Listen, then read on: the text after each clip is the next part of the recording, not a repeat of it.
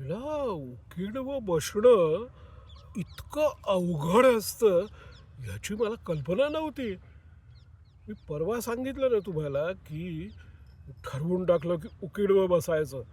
कारण मी एक व्हिडिओ बघून फार इन्स्पायर झालो आणि उकिडवं बसण्याचे जे फायदे आहेत ना, ते मला एकदम पटले ते आणि माझ्या दृष्टीने ते खूप महत्त्वाचे फायदे होते.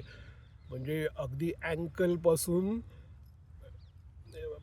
लोअर बॅकपर्यंत सगळे जे काय आपले जॉईंट्स आहेत ना, तर ते उकिडवे बसण्यामुळे स्ट्रेंथन करू शकतो आपण. म्हणजे म्हणजे काय की ते भक्कम करू शकतो ते.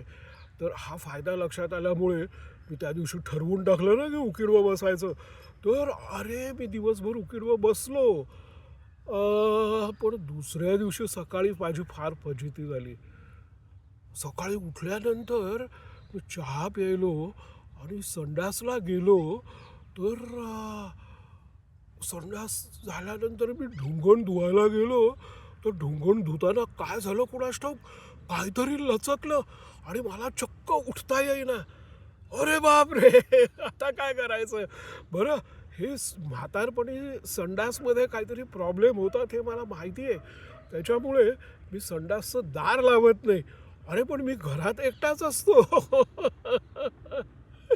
तर त्यामुळे मला उठता येत नाही, तर आता मदतीला कोणाला बोलवणार असा मला प्रश्न पडला आणि त्याच्याही आधी आता कोणाला बोलवू शकत नाही हे तर सरळ होतं.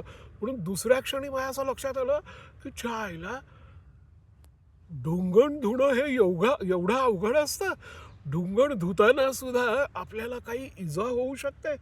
म्हणजे तुम्हाला माहिती आहे ना, ते योगासनं शिकताना ते नेहमी सांगतात, की गुडघ्याला समजा ते बसून गुडघ्याला डोकं लावणं.